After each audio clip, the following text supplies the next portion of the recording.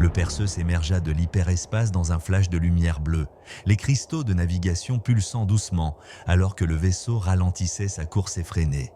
Face à eux s'étendait Némésis, monde oublié dont l'atmosphère rougeâtre semblait absorber la lumière des étoiles environnantes. Gabriel se tenait immobile devant la baie d'observation, l'égide projetant un léger halo argenté autour de son corps. Depuis l'embuscade sur Carillon, une tension palpable s'était installée parmi l'équipage du Perseus.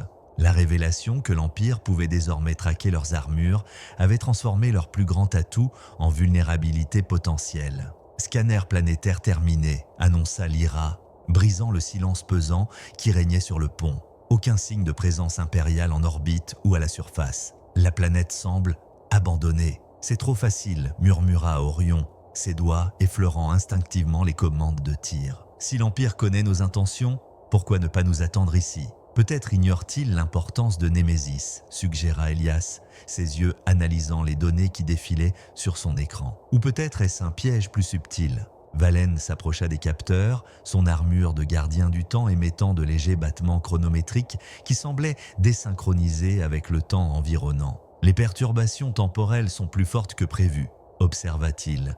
Quelque chose à la surface interfère avec le flux naturel du continuum. Je perçois des échos, comme si certains événements se répétaient en boucle. » Gabriel se tourna vers Serra, qui n'avait pas quitté son poste depuis leur fuite précipitée de Carillon. Malgré son épuisement évident, l'armure de la gardienne des flammes brillait avec une intensité soutenue, réagissant à sa détermination inébranlable. « Serra, qu'en penses-tu » demanda-t-il doucement.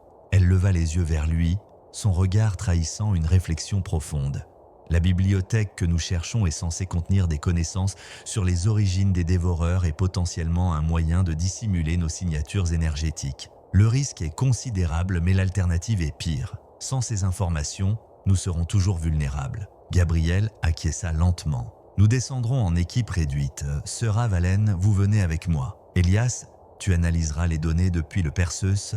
Orion et Lyra maintenaient le vaisseau en état d'alerte et prêt à décoller à tout moment. Alors que l'équipe préparait la navette d'exploration, Torres s'approcha discrètement de Gabriel. « Commandant, j'ai terminé l'analyse des communications que vous m'aviez demandées. J'ai trouvé quelque chose troublant. » Gabriel l'entraîna à l'écart, loin des oreilles indiscrètes. « Montre-moi. » Torres lui tendit une tablette affichant des schémas de transmission complexes. Au début, j'ai cru à une interférence naturelle dans nos systèmes de communication. Mais c'est bien plus sophistiqué. Une empreinte quantique parfaitement synchronisée avec la fréquence énergétique de nos armures, indétectable par nos protocoles de sécurité standards. Les yeux de Gabriel s'assombrirent. « Tu veux dire que… » ?»« Oui, commandant. Ce n'est pas un traître parmi nous qui révèle notre position. Ce sont les armures elles-mêmes qui nous trahissent à notre insu. » Cette révélation était glaçante. Si l'Empire avait effectivement trouvé un moyen d'utiliser la signature énergétique des armures contre eux, leur quête devenait encore plus désespérée. « As-tu pu neutraliser cette empreinte ?» Torres secoua la tête. « Pas encore. Elle est intrinsèquement liée à la nature même des armures. Les désactiver complètement serait notre seule option certaine. Mais cela nous priverait de leur pouvoir. » Gabriel réfléchit rapidement. « Continue tes recherches, mais garde ces informations entre nous pour l'instant. Si ce que nous cherchons sur Némésis existe vraiment, cela pourrait résoudre ce problème. » 1 heure plus tard, la navette d'exploration pénétrait dans l'atmosphère rougeoyante de Némésis. La descente fut turbulente, les vents stratosphériques semblant vouloir repousser tout intrus de ce monde oublié. Le paysage qui s'offrit à eux était à la fois majestueux et désolé. D'immenses structures cristallines jaillissaient du sol comme des cathédrales figées dans le temps, leurs sommets se perdant dans les nuages bas. Entre elles s'étendaient des plaines de sable écarlate, ondulant sous l'effet de vents constants. « Ces formations ne sont pas naturelles », murmura Sera en observant les cristaux à travers la vitre du cockpit. Elles ont été cultivées, façonnées avec une précision impossible. Valen acquiesça silencieusement, son regard fixé sur un point précis à l'horizon. « La source des perturbations temporelles provient de là-bas », indiqua-t-il en pointant vers une structure plus imposante que les autres, dont la base semblait s'enfoncer profondément dans le sol. D'après les anciens textes, ce doit être le temple de l'éternité, qui abriterait la bibliothèque que nous cherchons. La navette se posa en douceur sur une plateforme naturelle surplombant une vallée cristalline.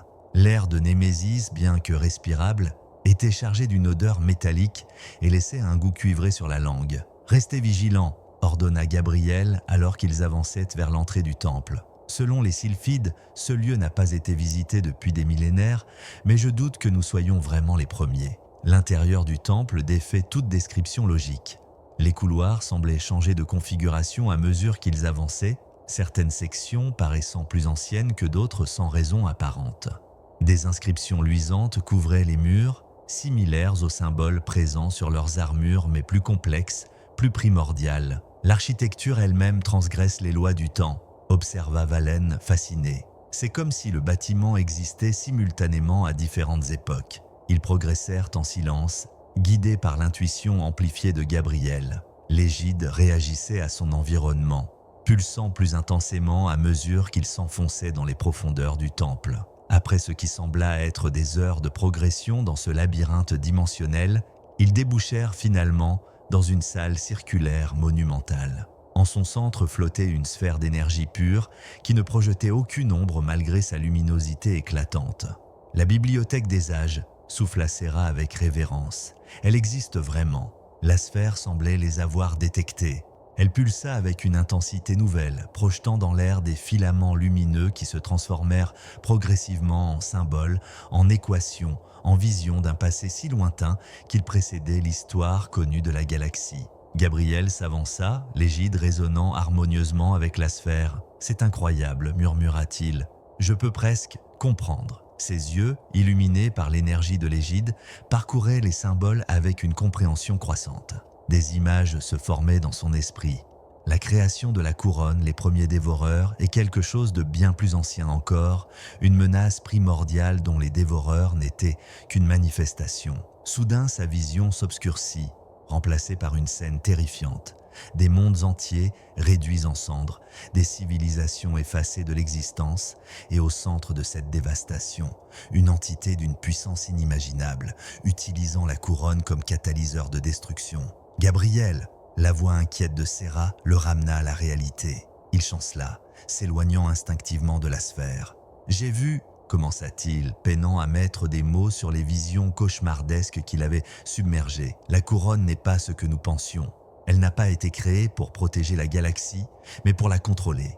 Et quelque chose d'autre l'utilise, quelque chose d'ancien et de terrible. » Valen s'était approché d'une série de gravures murales qui semblaient réagir à la proximité de son armure. Ces inscriptions parlent d'une entité qu'il nommait l'architecte des éons, un être qui existait entre les plis du temps lui-même, capable de façonner la réalité selon sa volonté. La couronne serait son œuvre, mais aussi sa prison. « Sa prison ?» répéta Serra perplexe. « Les anciens ont scindé la couronne pour affaiblir son emprise, » expliqua Valen en déchiffrant les symboles lumineux. En la fragmentant et en créant les armures, ils espéraient s'y contenir son pouvoir, l'empêcher de reconstituer son plein potentiel. Un frisson glacé parcourut l'échine de Gabriel. « Et nous avons reconstitué la couronne, murmura-t-il.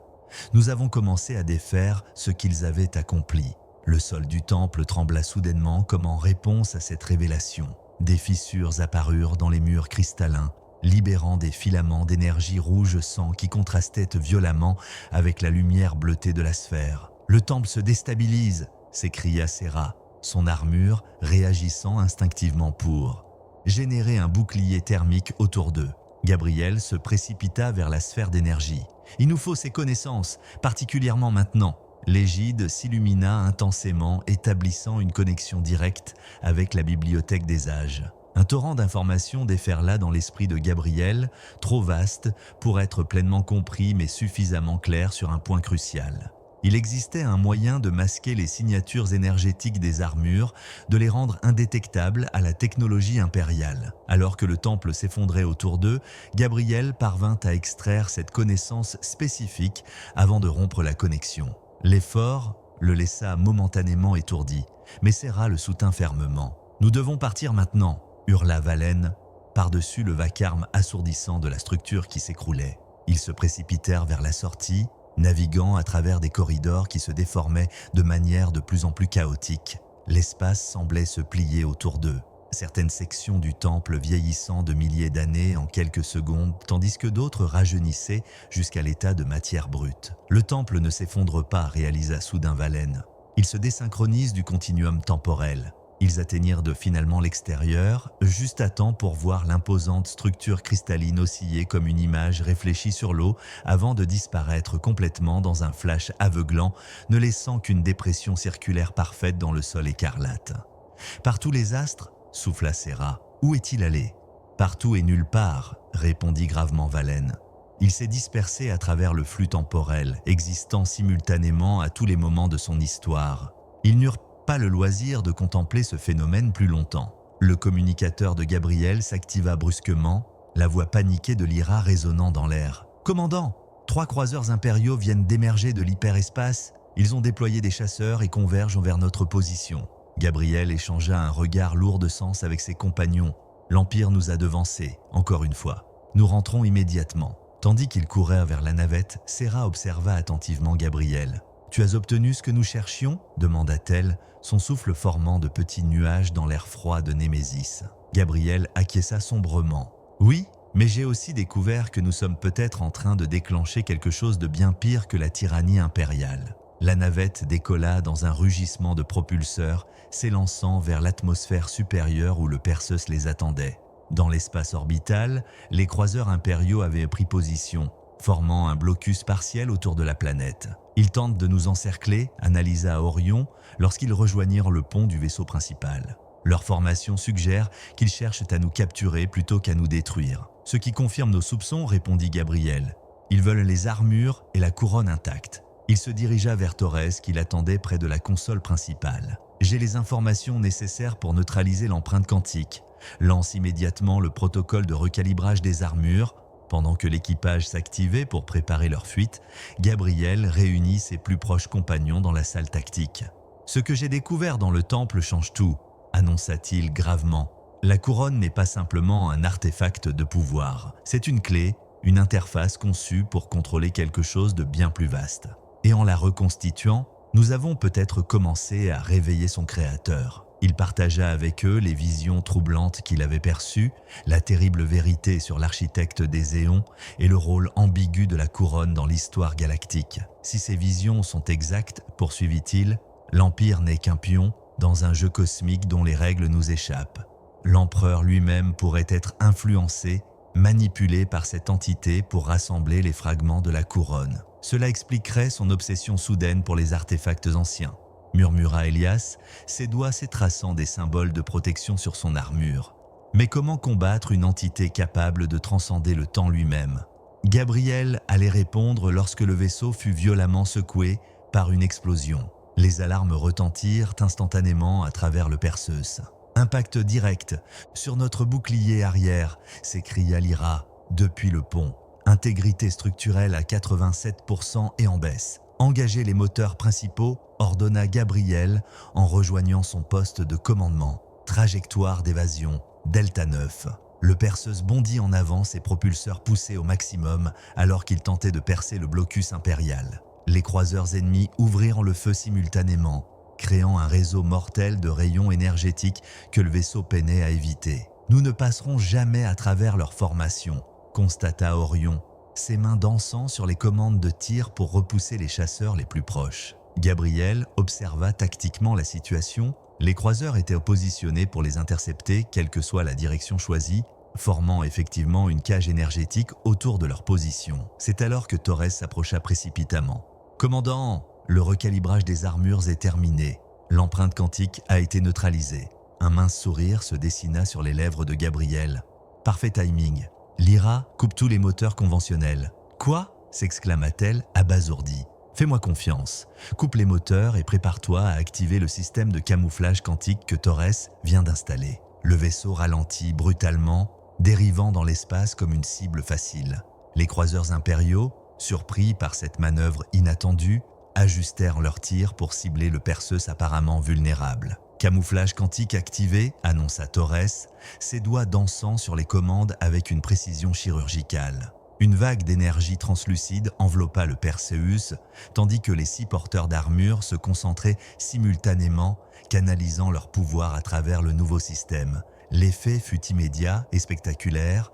Le vaisseau sembla se fondre dans le vide spatial, devenant totalement invisible aux capteurs impériaux. Incroyable, murmura Serra, observant les écrans tactiques où les vaisseaux ennemis pivotaient frénétiquement, ayant perdu toute trace de leur cible. La connaissance des anciens ne nous a pas seulement permis de masquer nos armures, expliqua Gabriel. Elle nous a révélé comment utiliser leur résonance collective pour créer un champ de dissimulation parfait. Combien de temps pouvons-nous maintenir ce camouflage ? Demanda Valen, conscient de l'effort que cette technique exigeait d'eux. Assez longtemps pour nous échapper, répondit Gabriel. Lyra réactive les propulseurs auxiliaires uniquement, puissance minimale. Cap sur les coordonnées que je viens de transmettre à ton terminal. Le Perseus glissa silencieusement entre les croiseurs impériaux qui continuaient à balayer l'espace de leur scanner sans résultat. En quelques minutes, ils avaient de dépasser le blocus et s'éloignaient de Némésis, invisible et intouchable. Ce n'est qu'une fois à bonne distance que Gabriel autorisa la désactivation du camouflage permettant au vaisseau de plonger dans l'hyperespace. Dans la salle tactique, l'équipage célébrait cette victoire inattendue, mais Gabriel restait préoccupé. Les révélations du temple avaient ouvert plus de questions qu'elles n'en avaient résolues, et la menace qui se profilait à l'horizon dépassait largement celle de l'Empire. Serra s'approche doucement, posant une main réconfortante sur son épaule. « Où nous dirigeons-nous maintenant » demanda-t-elle simplement. Gabriel contempla les étoiles qui défilaient à travers le hublot, leur lumière étirée par les distorsions de l'hyperespace. « Vers Carillon » répondit-il finalement. « Si l'Empire cherche un artefact similaire dans les mines profondes, nous devons le récupérer avant eux.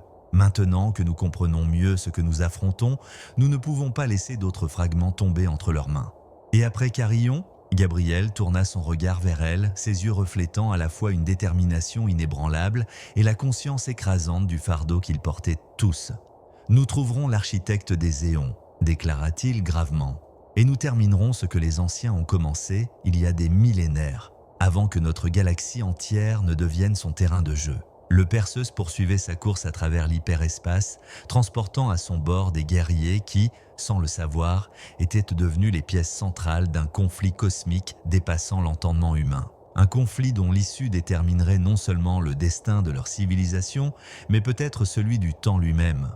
Et voilà, une autre histoire qui se termine. Alors, ça vous a plu ? Dites-moi en commentaire, j'ai hâte de savoir ce que vous en pensez. Si vous voulez plus d'histoires comme celle-ci, avec un début, un milieu et une fin sans suite, abonnez-vous maintenant.